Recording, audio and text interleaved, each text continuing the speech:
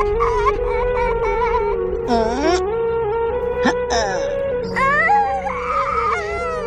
বুকাচোদা তলাশাই মারবে। মারছি তো, ধরে দে একবারে। ওই দিলে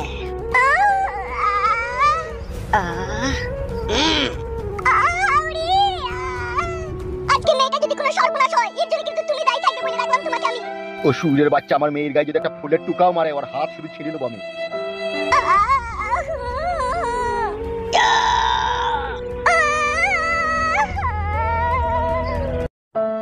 আমি একজন এমএলএ আর ও সূর্যের বাচ্চাদের ক্ষমতা আছে আমার মেয়ের সাথে ওরা খারাপ ব্যবহার করবে, ওরা আমাকে ভালোভাবে জানে। তারা যুবক ছেলে যদি করিয়ে দেয় তখন কি করবে তুমি? শালা খান কি ছেলে সূর্যের বাচ্চাদের এত বড় সাহস আমার মেয়েকে তুলে লিখেছে রে। ও সূর্যের বাচ্চাদের বাঁচার আর কোনো চারা নাই রে, ওদিকে আমি গুলি করে মারবো, কেউ আটকাতে পারবে না। কি হইলো বে, মরে গেল নাকি বে? তাই তোর বাড়া মরে গেল নাকি? কোনো সারা শব্দ নাই তবে কি হবে রে বাড়া? তাইলে পুরো ডেট হয়ে গেল তো কোনো সারা শব্দ নাই তো। কি হবে তাইলে বেলা? বুকাচোদা লিঙ্গটা বাই করো হে দি উঠো। কি করবি রে বাড়া তাইলে বেলা? তুই বুঝমানি ভাই বুকাচোদা বাবার কালে কোনো মেয়ের কাছে সুস নি লাগে। এমন করা করলি মেয়েটাকে মেরে দিলি। তুই তো বললি রে বাড়া তলাশাই ভর। বুঝমানি ভাই এবার কি হবে? এখান থেকে পাইছো মারা। এমএলএ বিকাশ দত্ত তো জেনে গেছে যে আমরা তার মেয়েকে তুলে নিয়ে আইছি আর মেয়েটা মরিও গেল। আমাদের আর এই পৃথিবীতে বাঁচার আর কোনো চান্স নাই রে। বে ফুটো, আমার নাম হচ্ছে কালো কুকুর। এমএলএ বিকাশ দত্ত আমাদের কিচ্ছু করতে পারবে না। চিন্তা ভাবনা করার দরকার নাই, এখান থেকে পাইছো, পরে যা হবে দেখা যাবে। ঠিকই বলেছিস, আই পালি আই।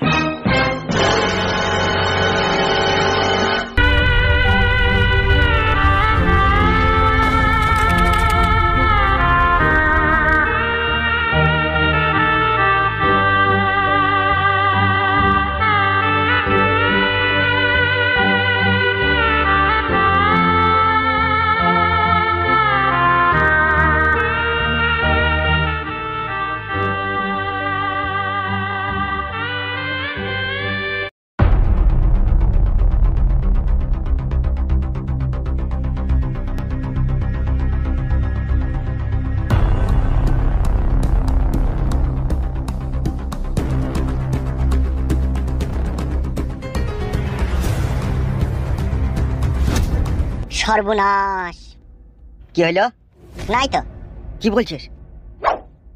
ওই কি দেখছিস বে? দেখছি খাটে তলাতেও তো নাই। কি সর্বনাশ হইলো? এবার কি হবে তাইলে? পালিয়ে গেছে তো আমরা কি বাল ছেড়বো বে? পালিয়ে গেছে ভালো হলো তো, ও তো ছেড়ে দিতেই বলেছিল।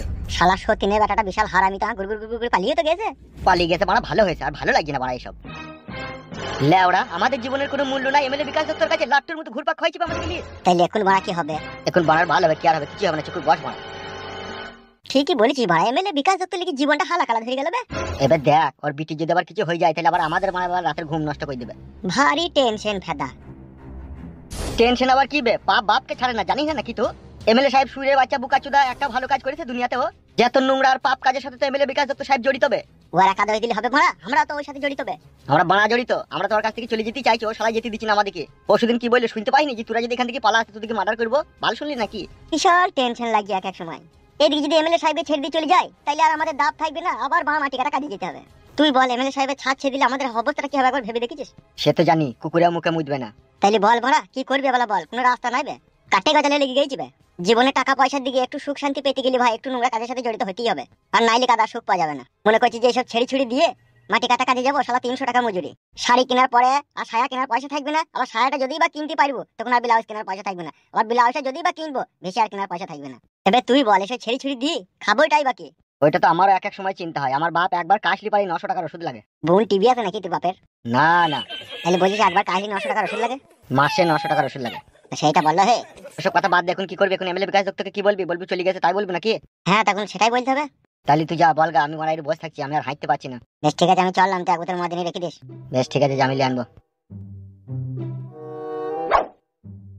লেওড়া, জীবনটা হেরিকলের পলটি হয়ে গেল মারা।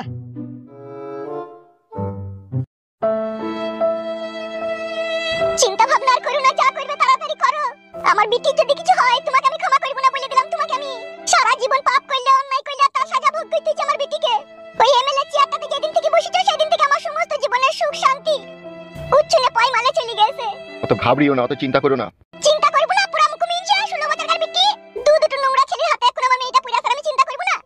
মাথাই নষ্ট, আর এই মনে আমার অনেক কষ্ট। মেয়েটা তোর বলি তোর শুধু একাই কষ্ট হয়েছে না, কষ্ট আমারও হয়েছে বউ। কিন্তু ওই সুরের বাচ্চা ফুটুকে আর কালুকে যদি আমি কাবাব বানিয়ে না বাংলা মদের চাট না করতে পারি, তাহলে আমারও নাম এমএলএ বিকাশ দত্ত নয়। তোমার এই মানে ডায়লগ শুনতে শুনতে আমার জীবনে হালাকালা ধরে গেল। কি রে, এটা ডায়লগ? এটা বাস্তব।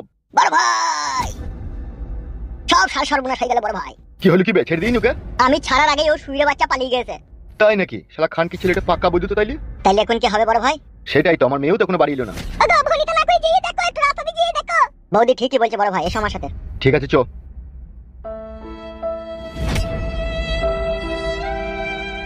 ছি ছি ছি ছি ছি, কি সর্বনাশটাই না হইলো। বেটি যদি আমার কিছু হয় তাহলে আমি কি করে সহ্য করব বলো দেখিনি। কাদা কুকুর বাটা জাহানের লোকের সাথে শত্রুতা করে রেখে দিবে। এখন যদি একটা দুর্ঘটনা ঘটে যায় তাহলে কি হবে বলো দেখিনি। উফ, বাপ রে সহ্য করব কি করে রে।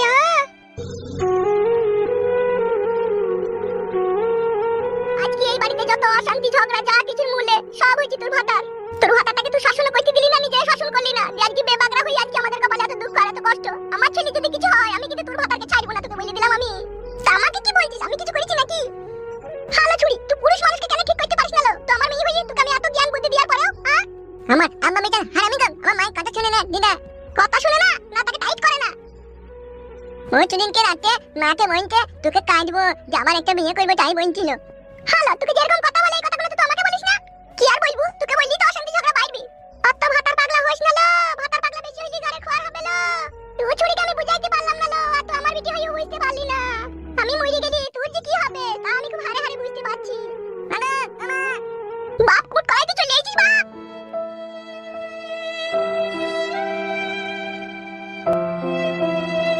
বাপ মুট কলাই কি করে এলি বাপ? তোকে ছেড়ে দিলি বাপ? আমাকে ছাড়েনি কুমা, একটা লোকের ফোন এলো যে ওরা চলে গেল। তুমি কেউ ছিল না যে আমি পালিয়ে এসেছি। ভালো করেছিস বাপ, শোনা আমার তোকে মারেনি তো ওরা। ধরিনি যাওয়ার সময় তখন মেরেছিল আর বাড়িতে মেরেছিল। আহা বাপ শোনা আমারে ও এমএলএ সাহেব মা মেগো লড়িতে চাপা পড়বি, ও বাসে চাপা পড়বি, ও খাতা কুকুর বেটা। মা মেগো এমএলএ সাহেব সঙ্গে ডাঙায় ডুবে মরবি ও। আমার ভোগ লেগেছে, ভাত খাবো। ভোগ লেগেছে বাপ শোনা, আয় ভাত খা গাই তাইলে।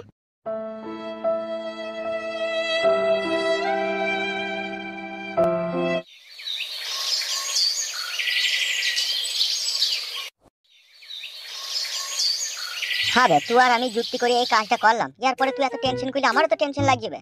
হবে তোর জ্ঞান বুদ্ধি কই দেবো কাচুদা। এমএলএ সাহেবের মেয়েকে তুই যে ইন্টার করলি, করার পরে যে মেয়েটা মরে গেল, এরপরে যেটা হবে সেটা কি তুই একবার ভেবে দেখেছিস? ভেবে বাড়ার বাল হবে, প্রতিশোধ নিচ্ছি তো, ভেবে আবার কি করবে তা?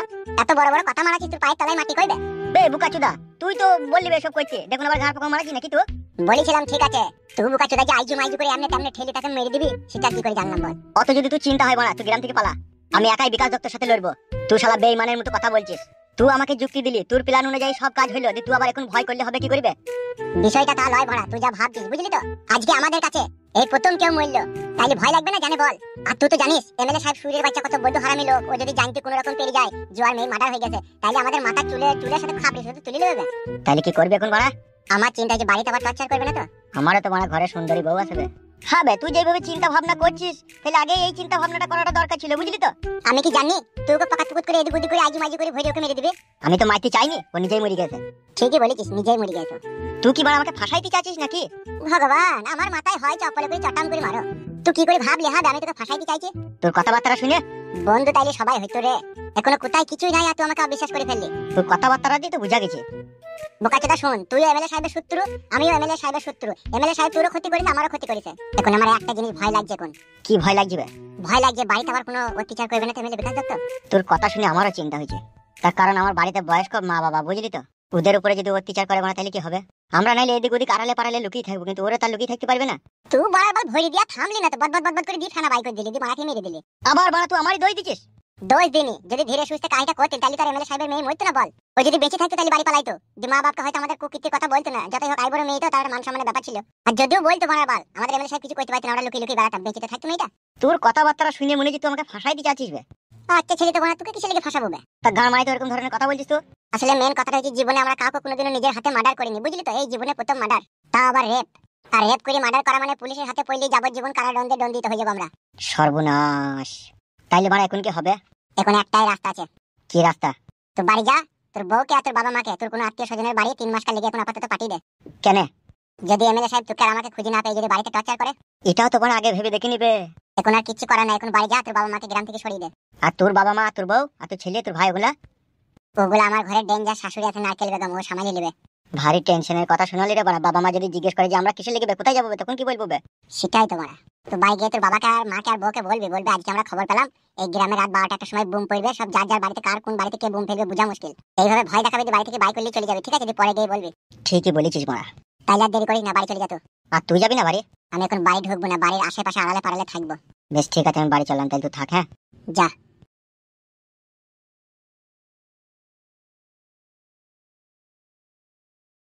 এমএলএ বিকাশ দত্ত সাহেব, তোকে যেই মাঠে পানি নাই সেই মাঠে আমি তোকে জবাই করব, তবেই আমার নাম ফুটো।